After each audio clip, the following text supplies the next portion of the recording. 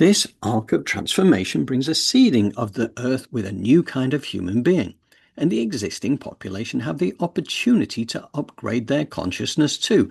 In this week's show, we provide details of these changes to humanity and how this provides the opportunity for this broader rebirth of consciousness. Connected to that, we also explore what it means to be light conceived and why this is becoming more and more prevalent on the planet. We explore the Holy Grail and how its benevolent influence still endures, all the way from the ancient Egyptian Isis mystery school through to the present day. We consider the importance of masculine-feminine balance and the risks associated with an out-of-balance state, risks that today's patriarchal system is blatantly evidencing right now.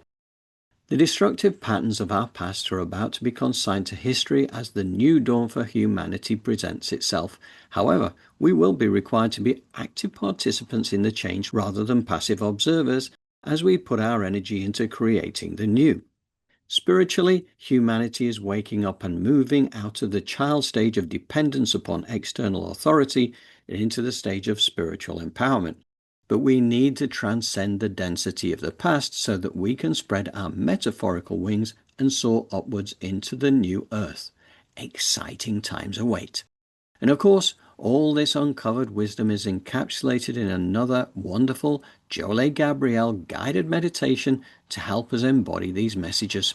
Hi there, everyone. This is John Drew here from Elevated Planet. And Jolé Gabrielle here from Elevated Planet, and we'd like to welcome you to today's show, where John is going to tell us more about it. Yes. So today is all about this arc of transformation and, how this is going to create this new dawn for humanity.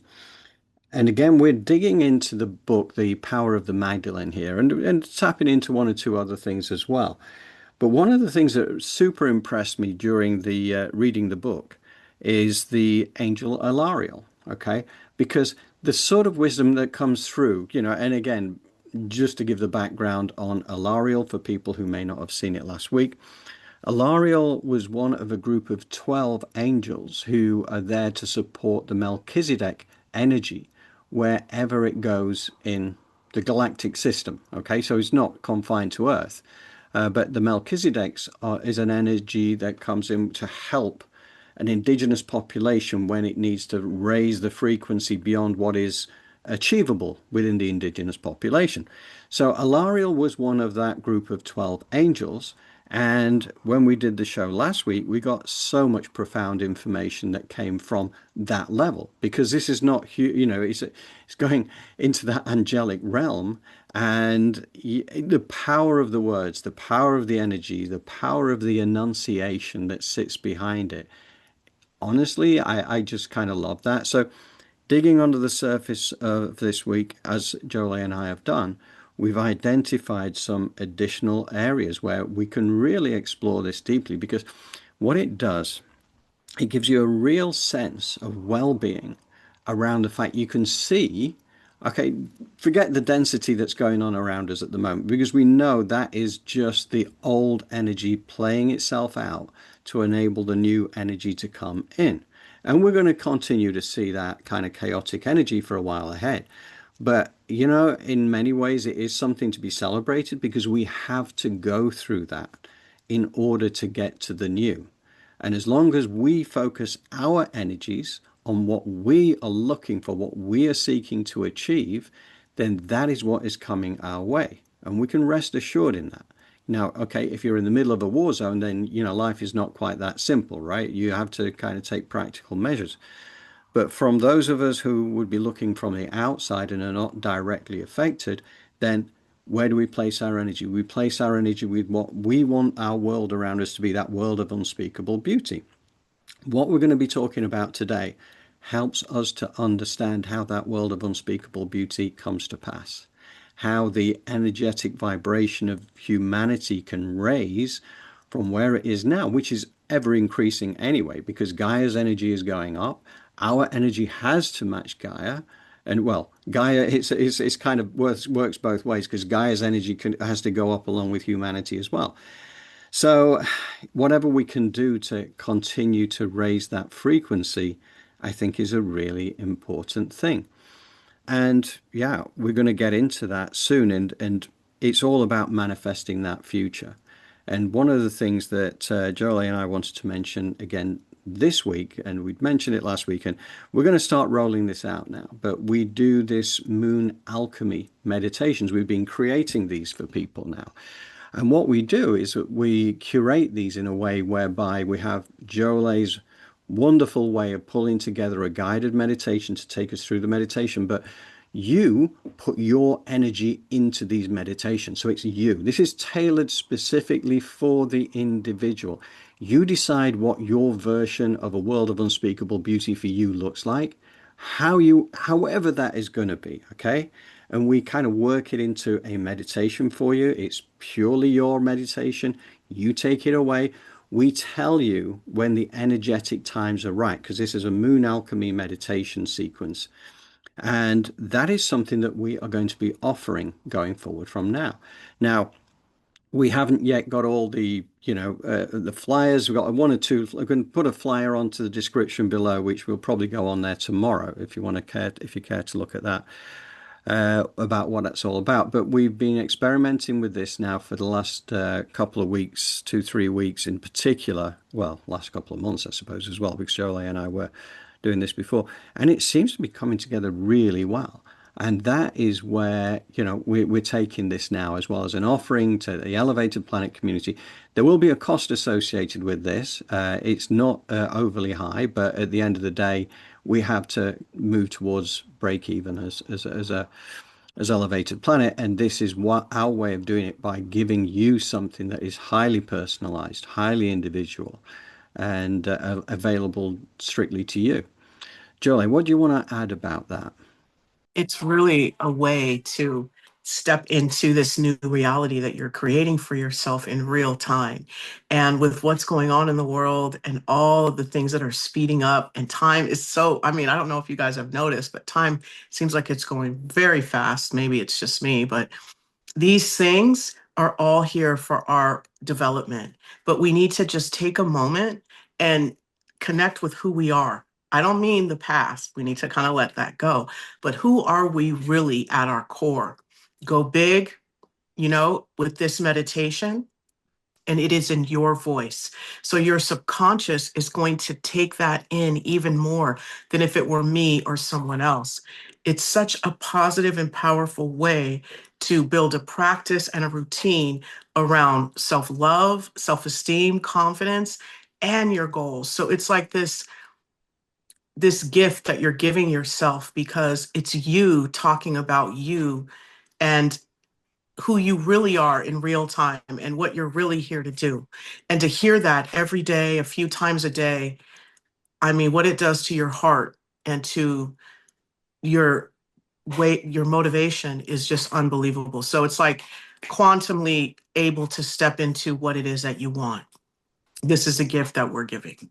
Yeah, and that's so we'll put the just a link to the thing, and it'll probably not go on till tomorrow, but there'll be a link Yes. to a little bit of detail about what it's all about. Anybody who has any questions at all, drop me an email to johndrew@elevatedplanet.live. And we once you're on this journey, we help support you on that journey as well. Yes, we do. So, we want everybody to succeed, to find their own world Mm, of unspeakable beauty in whatever way that is going to absolutely. be. And as we've learned over these last few months, we are master creators, all of us. We have to tap into that energy, and this is how we do it. We're flowing with the universal energy, and we're just creating a backdrop there that gives you something to really, really drop into on a regular basis and reinforce it. It's Yes. exciting. It is. And also, just so you know, you'll have your own Elevated Planet WhatsApp private group with John, myself, and you only, and that you can reach out to us during this process. So you could get a lot for your money, which, as John said, the minimum donation is on there, but we're open to, more. I love that. Yes. Yeah. Now, so okay, that is to kind of set the scene for that, which I think is going to be an important part of the Elevated Planet development going forward. But really now to bring ourselves back to the show, we're really going to get back into what we're talking about, this arc of transformation, and back to Alariel. Alariel comes forth with such fantastic information. As I say, we were tapping into the power of the Magdalene, which is the book, and it's highly recommended. That's what I would say, because clearly we're able to get into some of this information. There's a lot that we have to leave behind. We talk around it and everything, but absolutely recommended for anybody who is curious. So what do you reckon, Jolé? Do we dive in? Yes, let's dive in. Okay. Prepare yourselves, everybody. Here we go. The new children. We were intrigued when Alariel told us that the work of his group was changing, and it became clear that the whole focus of the group was being realigned in a new direction. Joanna, could you tell us, please, about the new work which your group is now involved with? The nature of our work is changing, and our group is now giving much of its attention to the new children. The whole of humanity is experiencing an arc of transformation, which will move your consciousness forward at a rate that would have seemed impossible only a few years ago. Part of this arc of transformation is the seeding of the earth with a new kind of human being, people who are much more flexible and open to change. These pioneers will be the exponents of a new consciousness upon the earth, and their work will initiate a new dawn in the spiritual evolution of humanity. These new children are being born now, all over the world, in greater and greater numbers, and soon they will form a significant proportion of world population. We would like to provide a brief outline of these new children to give you some kind of context. There are 4 main groups involved. Indigo children, born from about 1930 onwards, but first arriving in large numbers in the 1970s. Indigos are intelligent, aware, sensitive, powerful, and vibrating at a higher rate than the average child. They have a broad range of creative, healing, and consciousness-related powers and skills, which develop naturally as they grow older. They have no interest in any rigid system from the past and are adept at breaking through barriers and pioneering new ways of living. Because of this, they may often appear as maverick figures to their own peer group. Super psychic children, born from about 1950 onwards, although 1 or 2 appeared, like Uri Geller, a few years before this. The super psychics possess a wide range of psychic and paranormal powers, including telekinesis and the ability to read printed material using a hand or a foot instead of the eyes. Super psychics are very challenging to anyone with a scientific training. They can transcend many of the established laws of physics, and they do this naturally and easily. They are here to expand what you believe is possible when dealing with physical matter. Crystal children, born from about 1980 onwards, with significant numbers coming in from 1990, crystals are 1. Powerful but super sensitive and empathetic. 2. Highly intelligent but often intuitive rather than academic. 3. Accepting and inclusive rather than judgmental. 4. Highly attuned to a whole range of subtle energies, including angelic energies. This does not mean that crystals are little angels all the time, especially when they're young. 5. Focused on the now and indifferent to any information which concentrates on the past. 6. More inclined to share than to compete. 7. Deeply into the practice of oneness or unity consciousness. Rainbow children, born from about 2000 onwards, the rainbows are the inheritors of the whole buildup of the new energies. These wise and gentle beings represent creativity beyond ego, life beyond separation, and achievement beyond struggle. Performance at high and subtle levels of consciousness comes easily and naturally to the rainbows, who simply flow through life in a way that other children may find awesome. The super psychic children are in quite a separate category from the other 3 groups. Indigos, crystals, and rainbows form the main evolutionary stream and are capable of transformation of consciousness in ways that the indigenous humanity, let us call them originals, find difficult to understand. Indigo, crystal, and rainbow children get their names from the colors in the auric field that surrounds them. Try to think of the new children as a powerful and fluid wave of spiritual evolution. which can transcend the normal rigidities of consciousness that have so long been taken for granted.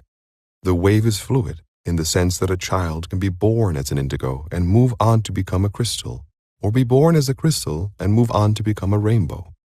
As their consciousness expands and develops, it is natural for these children to move into subtler and more complex areas of consciousness, so that transition between stages comes easily to them.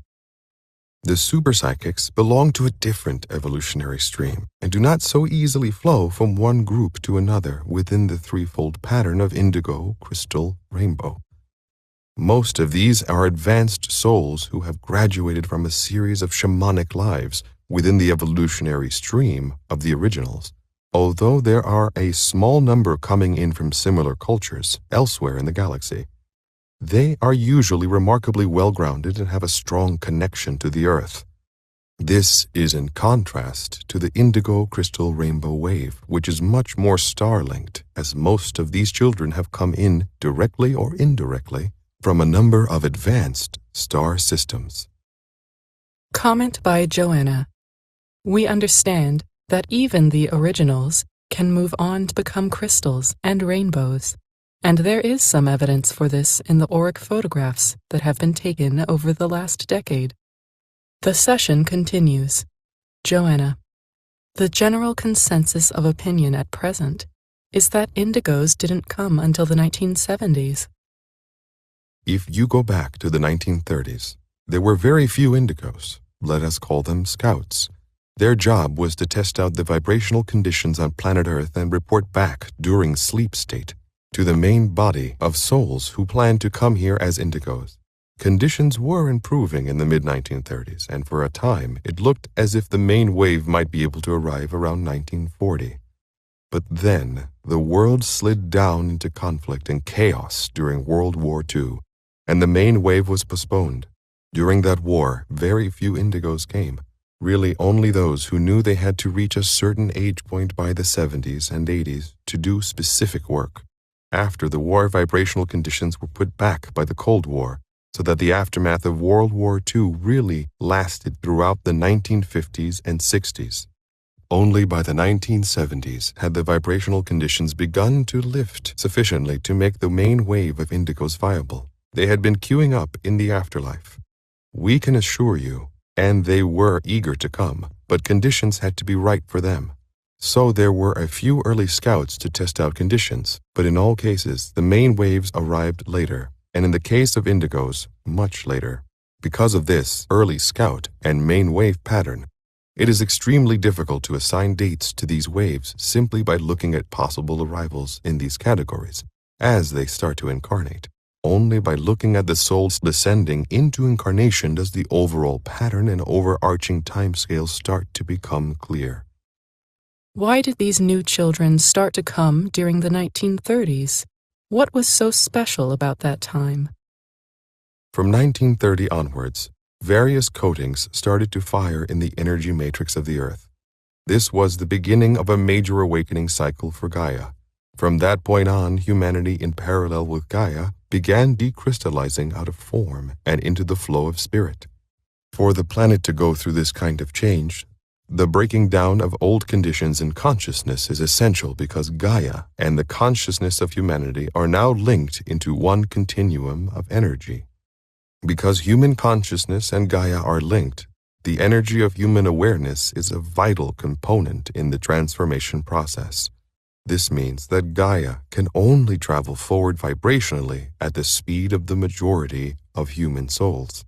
But through this linkage, these souls are now presented with a unique opportunity to rise in consciousness in a way that would normally take many lives to accomplish.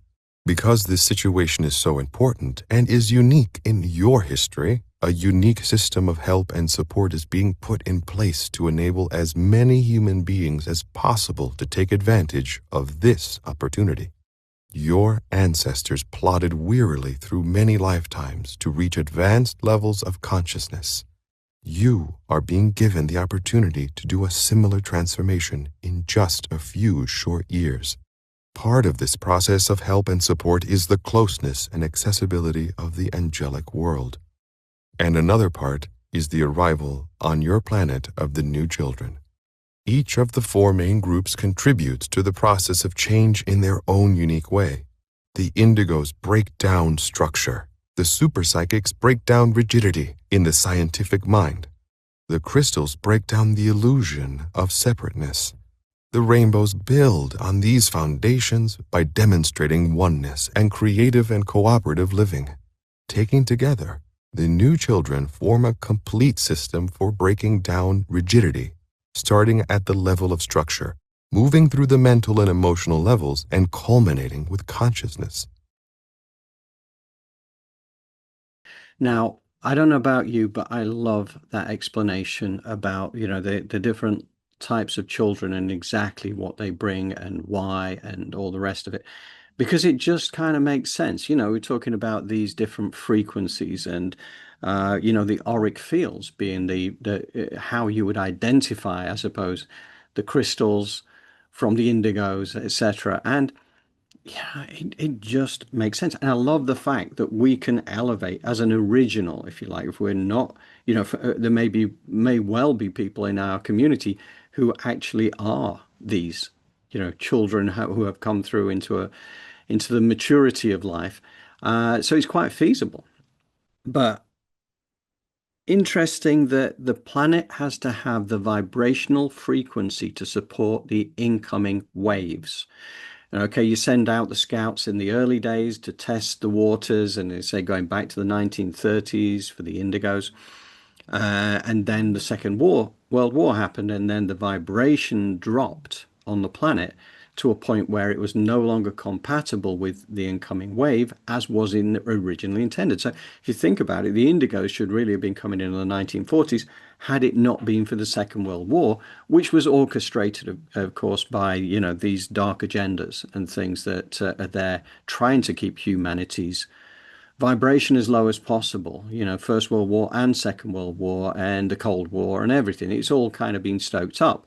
But at the end of the day, now is the opportunity for humanity to get out of that fear paradigm and into something so much bigger and better.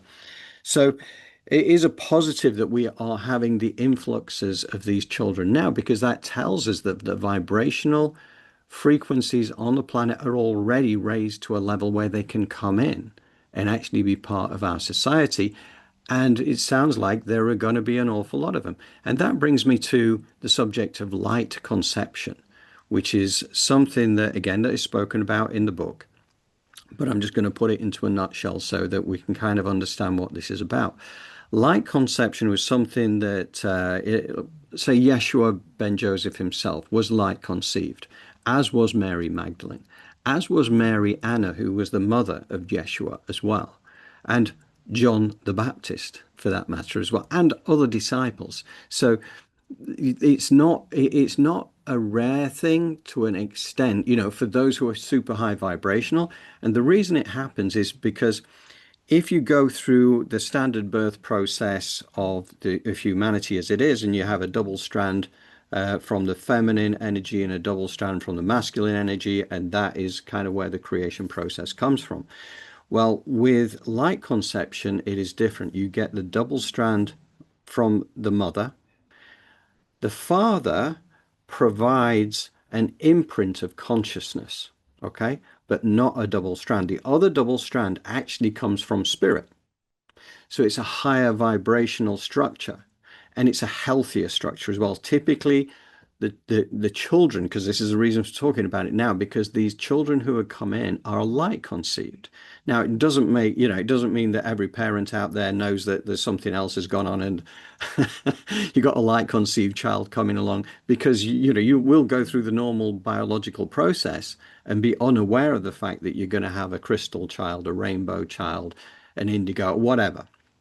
But nevertheless, there is behind the scenes, there is this light conception.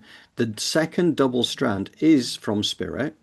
It wraps itself around that double strand DNA from the mother, and therefore you can now hold a high frequency, which is why when it comes down to these beings who are coming into the planet now from advanced star systems, where they can bring beautiful energies to our planet and help to raise that frequency for everybody, and everybody can learn from them. They can be a template for us to elevate from our originals kind of way of being into, a crystal, or ultimately a rainbow or something. So it's really fascinating, but that is an important thing to take into account, that we're going to see a lot more of that light conceived children out there. And that is how it works. So, all ties in with the DNA. And our scientists, as yet, again, because all this information comes from Alariel, right? So, he's not bound by the rigid expectations of scientists on the planet, right? So he explained that our understanding of DNA is very limited at this time, because we just think of it as like physical markers for DNA. Whereas in reality, the total strands of DNA, because there is no junk DNA, but it sets the levels of consciousness to which we can aspire to move throughout our life. So there's the physical markers. Yes, we can understand and identify that, but because we've not got a firm grasp on consciousness, you don't really understand what the rest of it's about. But we have the ability to activate our higher strands of DNA and then come into that higher way of being. And that's kind of the way that it works, as I understand it. Now, interesting point. I said last week that Mary Magdalene and Yeshua had a child. They were married, about age 27, I think Yeshua was when they got married.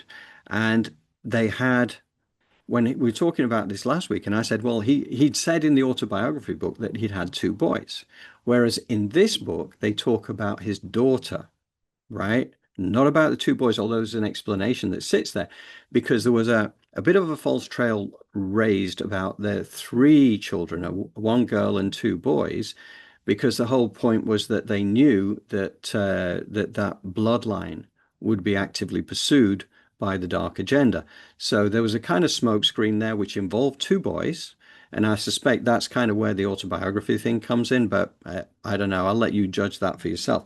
But Sarah Anna was the daughter of Mary Magdalene and Yeshua, and was light conceived. Okay, so this means that genetically she was really the child of Mary Magdalene, although spiritually she was the child of both Yeshua and Mary Magdalene, because the double-stranded DNA from the feminine side is the only DNA that goes forward in that way.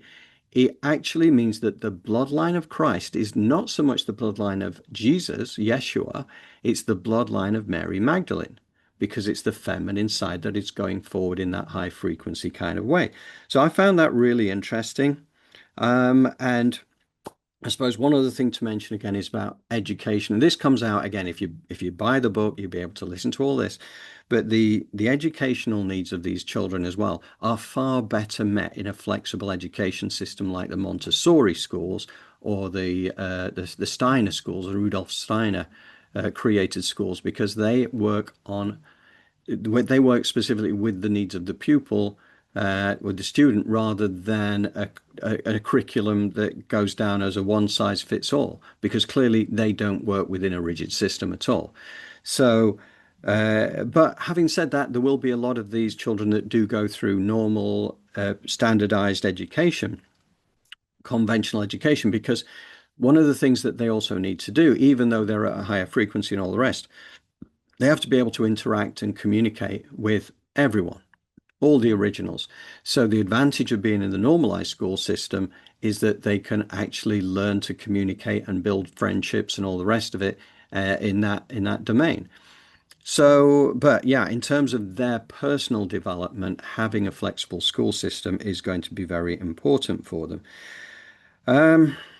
What else did I want to mention to you? Yeah, I mean, one thing I do love about this, if you talk about the crystal children, their natural way of being is all about unity, peace, and non-violence. They teach love, and they will question and challenge anything that doesn't fit with, what makes sense. And it's interesting because Yeshua was the same. Again, you go back to the autobiography, he spoke a lot about the fact that in his early years, he was a rebel, regarded as a rebel, because he questioned everything. He didn't take it at face value when the rabbis would say to him, well, that's just the way it is, because they get frustrated with answering his questions. That was never enough. So that's why he became known as that, because as these children will, they understand that this has to make sense to them. And if it doesn't make sense to them, they're just going to keep pursuing their own agendas and understanding things themselves. But they are going to be resolving conflicts. They are natural peacemakers of the future. And that is so important right now. I love that. There's so much fantastic energy. Oh, here's one other thing I was going to mention as well about the super psychic children. Their ability to read and absorb energies, right? So these children that can put a book under their armpit, or they can have it sort of in their hands or have it on their feet or whatever, and be able to consume the entire book, okay? And even go to certain pages and read certain phrases and things like that. But there was an explanation in the book about how that works, because Alariel explains that when an author creates a book, they're also creating an energetic field. And the more emphasis and the more energy that author puts into that book, the bigger the energetic field. So what these children are doing is that they are reading the energetic field and effectively digesting that energetic field into their energetic field, which means that they can absorb the contents of that energetic field in the book. So they're not physically reading, they're actually absorbing it in a different way. Now, that makes no sense to us from a mainstream perspective, but I know, because of the work of Drunvalo Melchizedek as well, he explained about the fact that there are schools in China that have been around for a long time, and they've been scientifically tested by Western scientists who've gone there to try and disprove that these children can do this. There's schools in Mexico, and they've had thousands of students go through this and can all do this reading. Bulgaria, I know in Europe there's one in Bulgaria that does the same thing, and I don't doubt there's an awful lot more out there as well.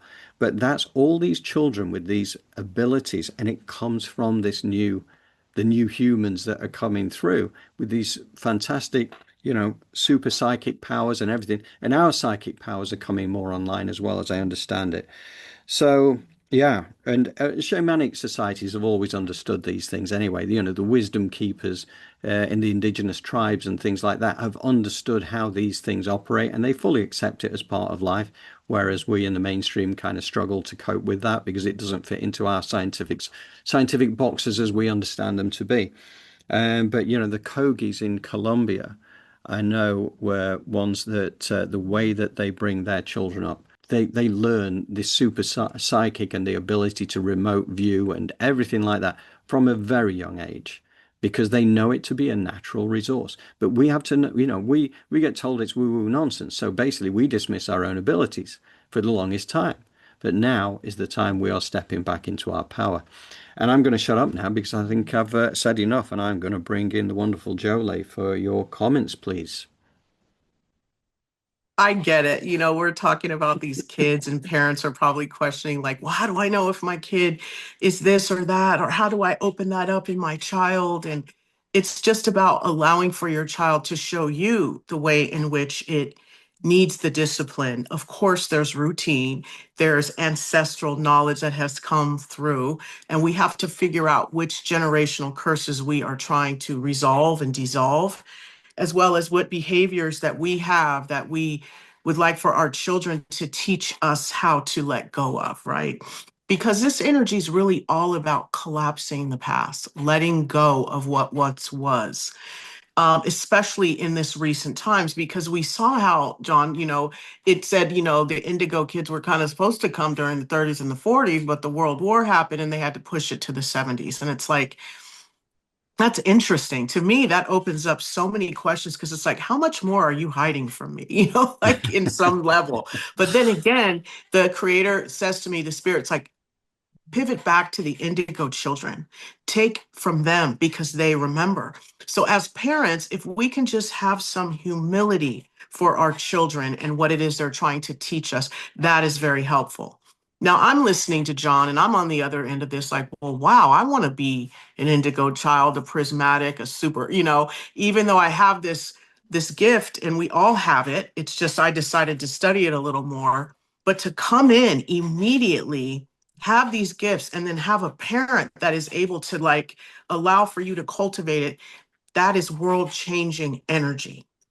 So I'm just asking, allow for your kid to kind of show you. I'm not saying, for those of you like, I don't do gentle parenting. No one's saying you have to be a gentle parent like that, as much as have some humility for the spirit that is coming through your child, right? Have some joy. Get into that childlike energy with them so that the masculine and feminine can come into alignment.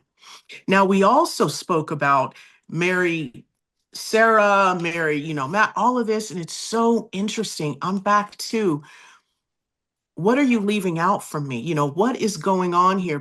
Because we have all these stories that we've listened to, we've heard, we've been raised, which is a part of our programming, which has also kept us and our spiritual curiosity suppressed in a lot of ways. Now it's come out where people are channeling this information and we're getting into the details, and it's more complex than we ever imagined it to be.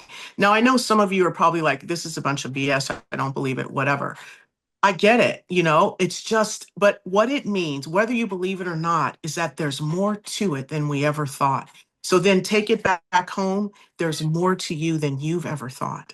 So full circle, for you to become that indigo child and that prismatic child, it's about you feeding yourself good, positive energy and light that comes through sunlight, grounding, meditations, but as well as just before on awaking, and before going to sleep, start feeding yourself some affirmations. Go to bed saying, I am chosen, I am loved, I am unspeakable beauty, I am abundance. All of the things that you want. Now I hear automatically somebody go, all of that is a bunch of BS and tripe, and I don't believe any of it.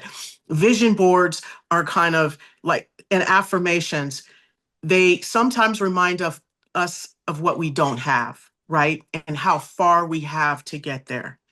But if you're doing it in a subconscious way and you're allowing yourself to feel and see this before you go to bed, your subconscious can then get to work closing the gap.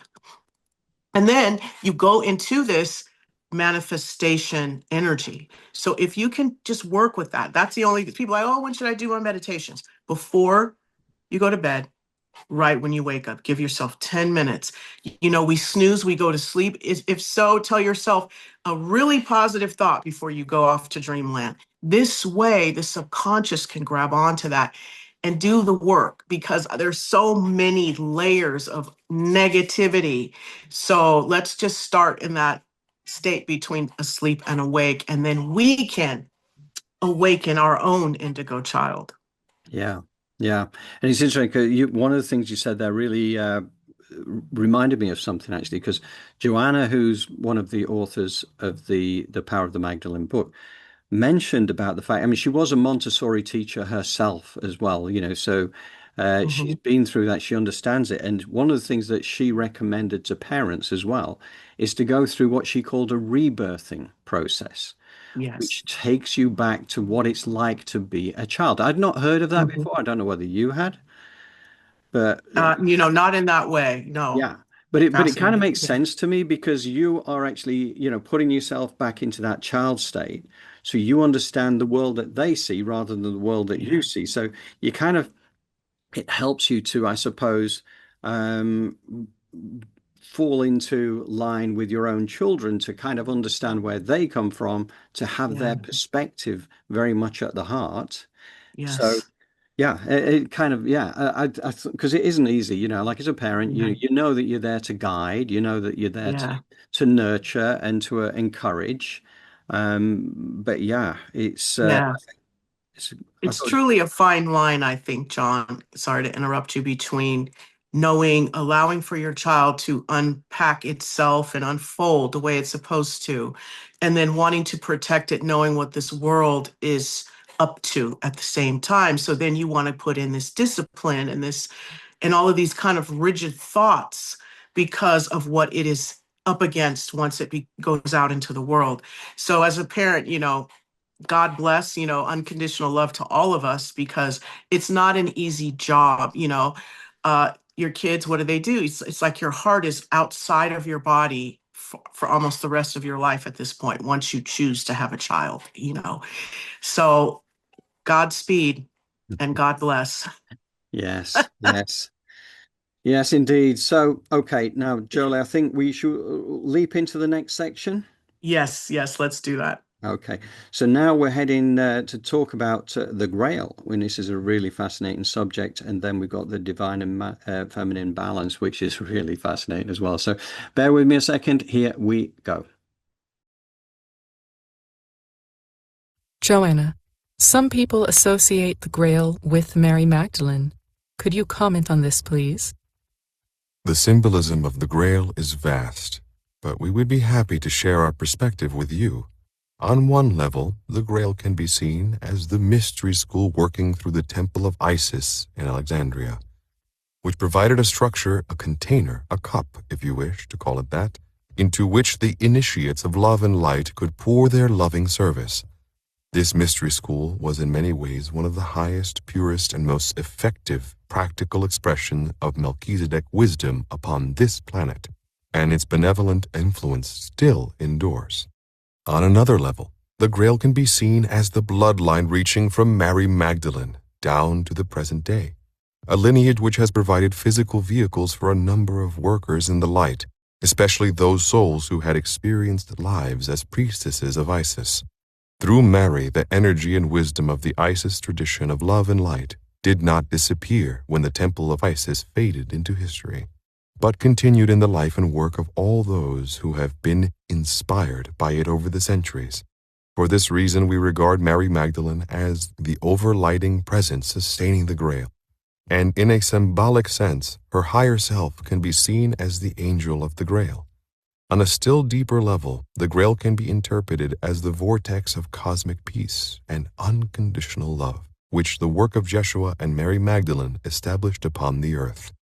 This new blend of energies gave all subsequent aspirants the opportunity to balance peace and love within the heart and go forward into realization and ascension in a much more direct way than was practiced in the ancient mystery schools. Joanna, you speak of the mystery school at Alexandria as one of the highest expressions of Melchizedek wisdom upon the earth. What aspect of the Melchizedek wisdom do you find most profound? Their teaching on balance. The Melchizedeks realized that balance was central to the nature of the universe. Due to their clear perception of Father, Mother, God, they also saw that the principle of balance is reflected down through all the levels of being. Those who thoroughly understand the principle of balance would never, for example, undervalue the goddess aspect of the divine, or the power and importance of feminine wisdom. The Melchizedek saw balance as being vital, not only to a whole civilization, but to all levels within a single being.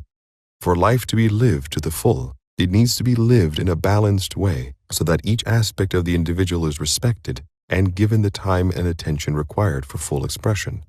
They saw health and wholeness flowing naturally from a state of being in which all aspects of a person are in balance, and they said that any structure or society based upon imbalance was essentially dysfunctional and unsustainable. The Melchizedeks also regarded balance as linked with and leading to harmony, which they recognized as the law of laws, and the state towards which the whole universe constantly moved. Harmony, they said, is the key to understanding all the other laws. Hence, they saw karma, for example, as essentially a moving back into balance and harmony, an attempt by the universe to restore a state of balance. Those who, like Jeshua, spent time with Melchizedek teachers absorbing their wisdom always emphasized the need for balance as a central component in life. That is why he set up his system of discipleship in a balanced way, each circle of male disciples being balanced by a female counterpart. Thus, the fundamental nature of the universe was reflected in the structure of his teaching system. If balance is so vital, is imbalance always dangerous? It almost always leads to some kind of dysfunction, in an individual or in society as a whole. For example, a culture based on any extreme form of patriarchy might come close to destroying its planetary environment.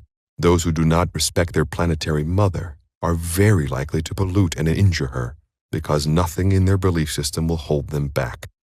Any extreme patriarchal culture will also tend to produce conflict and suffering, because the cooperative, loving, and forgiving qualities are all functions of the divine feminine, which will be deliberately marginalized in this type of culture. Let us be clear about this. An extreme matriarchal culture also has its problems and will lead to other forms of dysfunctionality, including a lack of structure and intellectual rigor. But at least those who believe in the matriarchy will be in no danger of destroying their own planet. So what we are advocating is a balanced belief system. In other words, a belief in Father, Mother, God. The whole idea of patriarchy does seem to be widely questioned now, and is no longer accepted as the natural order of things. In the West, you are experiencing a time of reevaluating and rebalancing. What started as a rebalancing within relationships is now culminating in a rebalancing of your whole belief system. The increasing interest in the sacred feminine, the female disciples of Jeshua, and the role played by Mary Magdalene are all part of this rebalancing process. Rebalancing your belief system is an essential precondition for moving out of your past limitations and into the very different energy conditions of the new world, a world in which all aspects of the divine will be valued. The whole process of transformation and rising in consciousness, supported by the new children, will lay the foundations for this new world. New horizons will open up, including the possibility of living in a post-conflict, post-competitive world in which collaboration and forgiveness replace the destructive patterns of your past. This is the new dawn that human beings have longed for, the new beginning that all your efforts have brought forth. This is the new world in which you are no longer the dependent children of creation, but spiritually adult beings standing in the light of your own consciousness. Isn't it uplifting to hear how this is all going to unfold and how it is unfolding around us now? And we're here for this shift of the ages. I mean, we're truly blessed to be here right now, and actually truly blessed to begin to understand what's happening, because that is the thing that helps us through this time of tumultuous things going on around us. And we can, by understanding what's happening, we can be that beacon of calm, if you like, amongst the storms that to appear around us. Now, I did want to mention about the Grail, because also there was some reference to this within, I think I've got it here, yeah, this book as well. The Hypnotist's Journey to Avalon, that we've featured a lot as well. There's a lot of talk about, there was some talk about the Grail there as being an energy exchange vessel, effectively. So it's not necessarily that you're drinking out of the cup, but at the Last Supper, for instance, that the Grail would be passed around and each person gets the energy from it. And if it started at the Isis Mystery School, everyone who has worked with that Grail is putting that beautiful energy within the Grail itself, and it has consciousness of its own. And the Templars have taken care of it, and it's there somewhere for to come back over our way at some point. But what I found really interesting about this, the disciples passed the Grail at the Last Supper and accepting the energy and adding their energy. The Last Supper painting with, when you think about the Last Supper by Leonardo, okay, when you look at the painting, and I'm going to show you now, just bear with me a second. I'm going to switch screens to the picture of the Last Supper. There it is, a little bit grainy, but you get the idea there that what you've got is sat on this side, onto the left of Jesus. And that's where John is supposed to be sat, but actually it's Mary Magdalene. Angel Alariel explained what this was really all about, because what he said was that Leonardo believed himself to be an incarnation of John and didn't want to be in the painting from an energetic perspective. As the artist, it felt wrong to him. So in a way of bringing in the masculine and feminine energy into balance, he put Mary Magdalene there, because they were absolutely balancing each other in life. And therefore, when you see the angles leaning away at exactly the same angle from each other, that is part of that balance, that symbolization that he was actually putting into the painting, and it was entirely intentional. So the divine feminine and masculine imbalance was really what that was all about, and that is also what the Melchizedek wisdom teaches us as well. Yeah, another thing that's quite interesting as well. One of the past incarnations of John is also believed to be Francis of Assisi, St. Francis. That one is another life that he came into, again, light conceived into that role. Interesting story that sits behind it all. But yeah, so if you think about the number of times that these disciples, that Yeshua himself has incarnated on the planet, and Mary Magdalene and everybody, it's quite amazing when you start to think about how life really operates. And we've been here so many times ourselves as well. I've not done any past life regressions. I've not successfully done any past life regressions, so I can't lay claim to any past lives that I have awareness of. But I know plenty of people who have, and it's fascinating stuff. So the divine feminine and masculine energy balance is really what it's all about, and it's reflected down through every way of being for all of creation, right? So that is what it's all about. And one of the things that really struck me about that is this is another reason why we have to connect with our higher selves, because we are an androgynous being. Okay, once you get to that etheric level, we're an androgynous being. But because I've been incarnated as the masculine energy here, I have more feminine energy that sits within my higher self that balances back to wholeness. So that's again another reason why, for people who never reach out and connect to their higher self, they're denying themselves an element of the balance that they truly are. The patriarchal culture that we have around us, we can see it, it's all, coming to an end. We're seeing it play out, as indeed play out it must. And the goddess energy is going to be stepping forward. And I find that really exciting because, as we said before, on numerous occasions, again, from out of this book, by 2050, Isis returns to the planet, and with many of her initiates. And that is going to be an exciting time, because you think about this aligned with these new children who are coming into the planet. So by 2050, they will be, mature adults.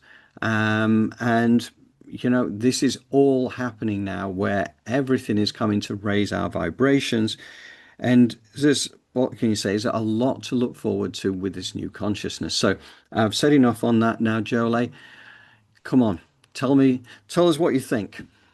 I think you summed it up nicely, John, and I think it's really time to go into the meditation because I don't have anything to add. You were very thorough.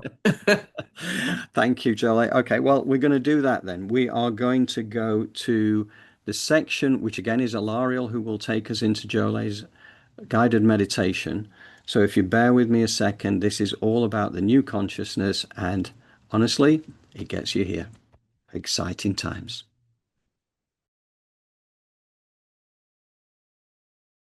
The new consciousness. What do you see as the most useful thing that angels can do now to help humanity at this stage of our development? To help you let go of your past and all the heaviness of the old perception of things, the rigidities of the old order.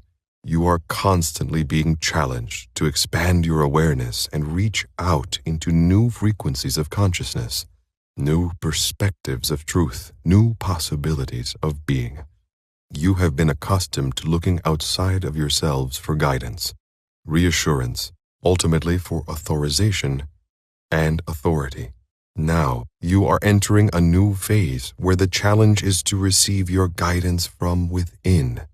The Spirit works through manifesting in your life as much light as you can handle. The light provides the fire of transformation, the flames in which all that is not light within you will be consumed. Welcome this fire when it comes, for the fire is your friend. By sacrificing all your heaviness, all your negativity, all your fears and doubts and limitations into this flame, you are reborn as a lighter, purer, subtler being.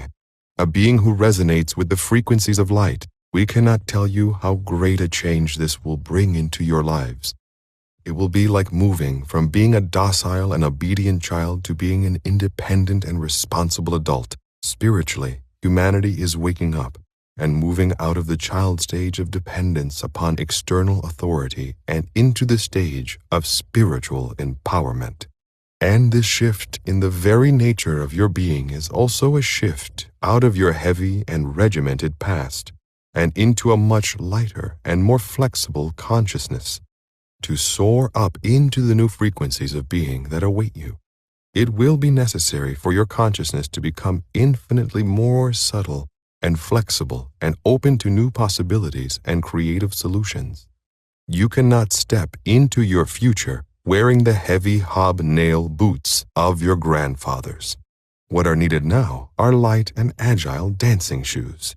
To date, you have marched and plodded from one generation to the next. But it is time to spread your wings and soar upwards into the new world and all the new possibilities that lie before you. So think about how heavy or light your consciousness has been today, how heavy it was yesterday, and how light and joyful it will be tomorrow. Everything around you is changing and evolving, and your consciousness needs to change and evolve too. And when you get used to the new consciousness, you will find its lightness easy and elegant, like a pebble skimming across the waves. The new world will be based upon cooperation rather than competition, sharing rather than accumulating, oneness rather than separation. These are big changes compared to the way most human beings now live, and these changes will bring big challenges as part of the process of realignment. Moving into the new world is made much easier if you let go of the heaviness, the fear, the anger, the bitterness, the hatred, the suffering, everything that is not light and of the light. If you do that, you will find your consciousness will change more quickly and more easily from day to day, automatically leaving all that is heavy behind and moving naturally toward all that is light. Light friends, light foods, light ideas, and light ways of living. Eventually, the heavy will just seem absurd and irrelevant to you. It will pass you by, for in your new consciousness, only the light will find a home.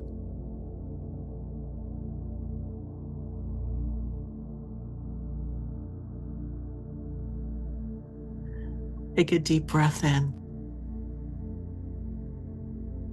Exhale. And catch the rhythm of your body and how it breathes as you bring your awareness to the center of your chest.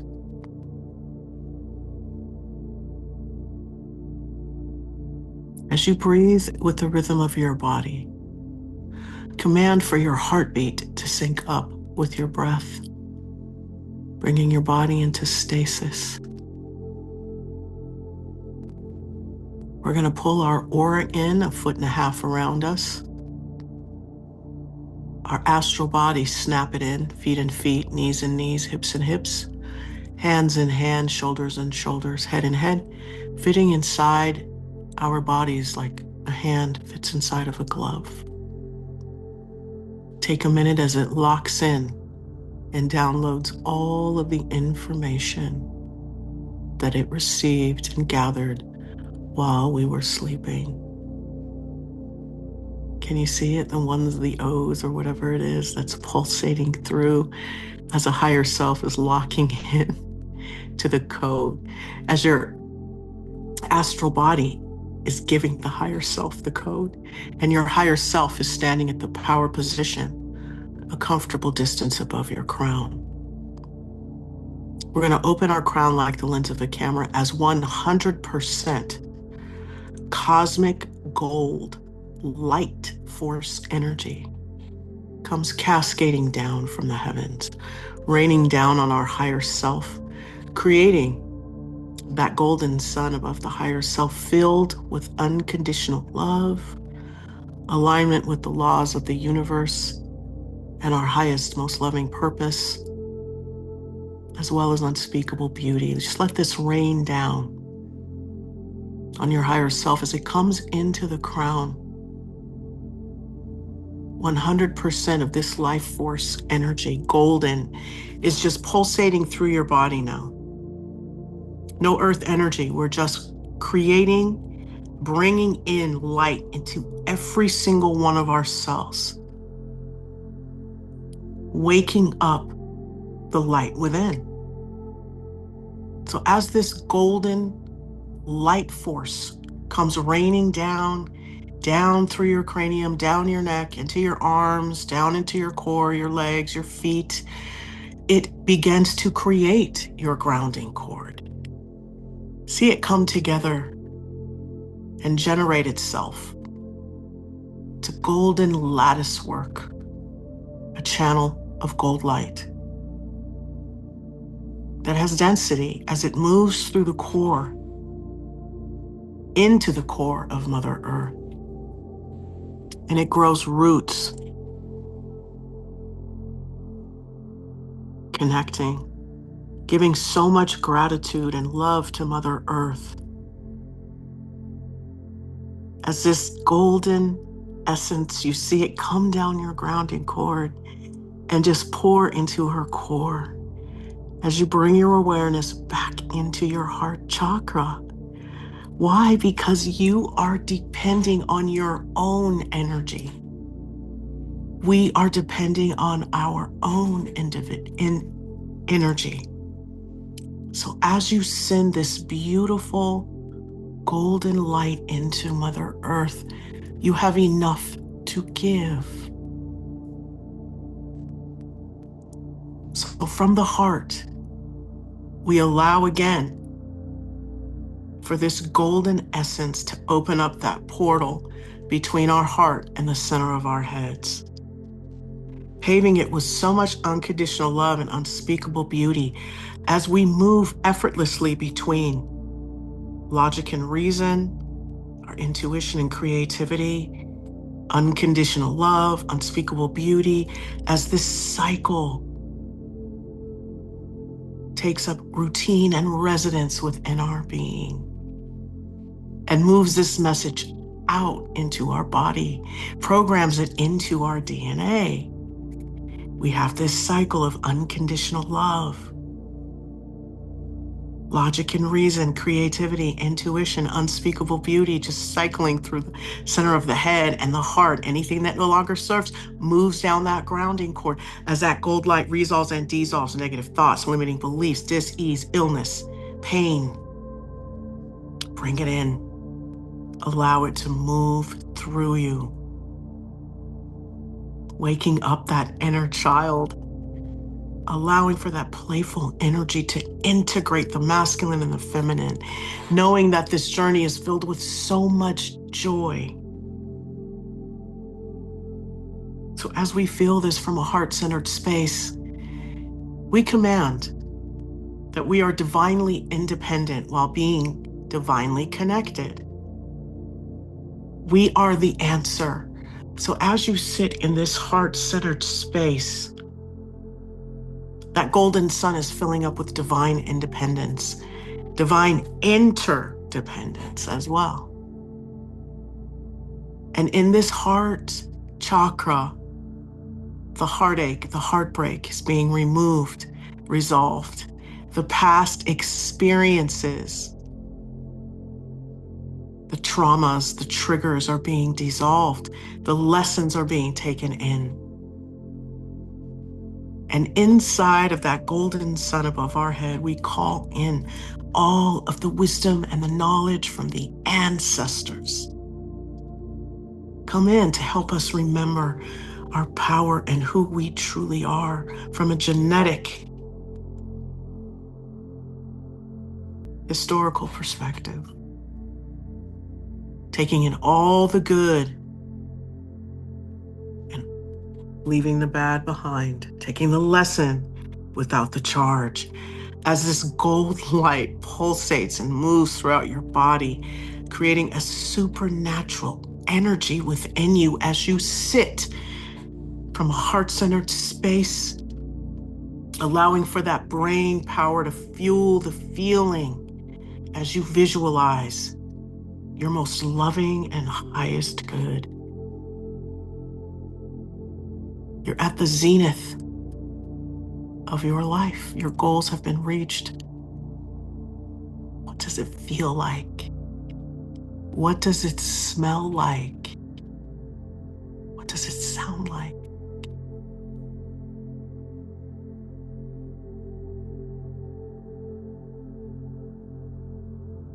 Breathe with the rhythm of your body.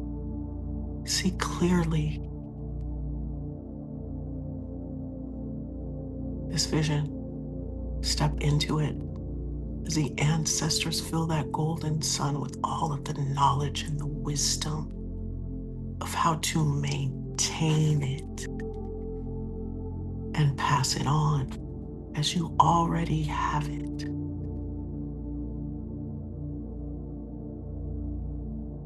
So as you feel that unconditional love for yourself, for your dreams, for your worthiness and deservedness, and you can see yourself take hands with the person to the right and to the left of you as this energy moves down into your arms and out of your hands and into them, and as their energy moves into you, the double doors of your heart open and so much love just goes into this grid. Because it's not only you living this dream, it's also those around you. As we share that love and that wisdom and that knowledge, the higher self reaches up and brings that golden sun down through itself into your crown. As that energy trickles down into the heart, and the rest of it just fills you up, goes all the way down through your hands, through your core, through your legs, down your grounding cord, into your feet. And your light is so bright, like Moses coming down from the mount after he received the vision and the revelation from the Creator. You are so bright with unconditional love and divine energy. You are blinding. Feel this energy move out and into your environment. Share the love. As you sit in the energy of a wish fulfilled.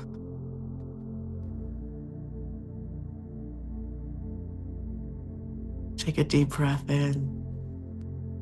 On the exhale, just feel that vision. Feel it. Burn up any of the negativity. Let the power of this light burn up the negativity, the dis-ease, the illness, the negative thoughts, the limiting beliefs. As you sit in this wish fulfilled, and every part of you knows what it benefits from doing, knows its job from here on out in the highest and the best way. All of you supports all of you. All of us supports all of us.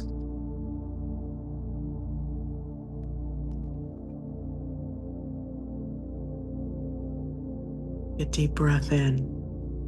On the exhale, gently close the double doors of your heart. And there's just so much love outside those doors for anyone who's willing to come in, magnetizing that energy with the clear boundary that they take from the overflow. Take another deep breath in.